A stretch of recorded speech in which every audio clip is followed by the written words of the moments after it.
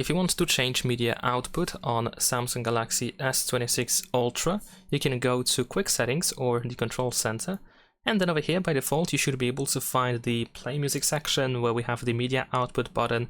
So you can tap over here and you can choose which device you want to use to play media. If you, for example, have like some Bluetooth devices connected or something like that, then you should be able to switch between them and your phone, for example.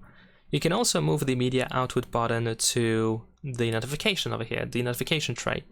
To do that, we're gonna tap on the pen icon that we have at the top over here, then go to panel settings in the upper left corner. You want to switch from separate to together.